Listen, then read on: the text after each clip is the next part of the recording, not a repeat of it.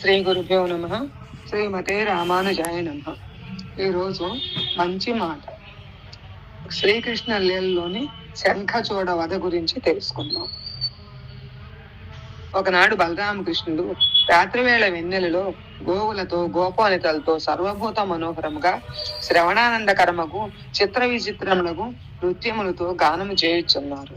గోపకాంతులు ఆ గానంతో పరవశులవుతున్న సమయంలో తలపై శంఖాన్ని పోలిన మణిని ధరించిన శంఖచూడు, ఇతడు కుబేరుని అనుచరుడు, అక్కడికి వచ్చాను. అతడు సందేహించక వారి మధ్యలో ప్రవేశించి బలరామకృష్ణుడు ఉండగానే వధుకులందరినీ ఉత్తర దిక్కునకు బలాత్కారముగా తీసుకొని పోవచుండెను.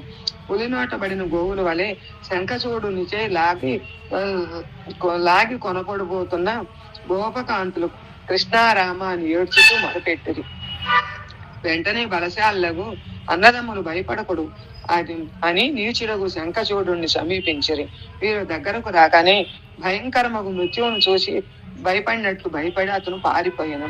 అతను శిరస్సు మీద ఉన్న రత్నమును తీసుకొనుటకు శ్రీకృష్ణుడు వాని వెంట పరిగెడి తన పిడికలతో వాని శిరస్సును నేలపడినట్లు కొట్టి శంఖచూడు చంపివేశాను. గోపాలతముల కాపాడి నిలిచిన బలరామునికి వారు చూస్తుండగా ఆ మణిని వసంగెను. శంఖచూడు ఐశ్వర్య మదగర్వముతో గోప స్త్రీలను చెరపడుతుండగా వారు దుఃఖము పొందినారు. వెంటనే వారి ప్రతీకారము చేసుకునే శక్తి కూడా వారికి లేదు. కానీ వారు భగవంతుని నమ్ముకొని భగవంతునిచే ప్రేమింపబడిన వారు అయినచో గర్వాంధులై లోకకంటకులైన వారు భగవానునిచే తప్పక శిక్షించబడుదురు.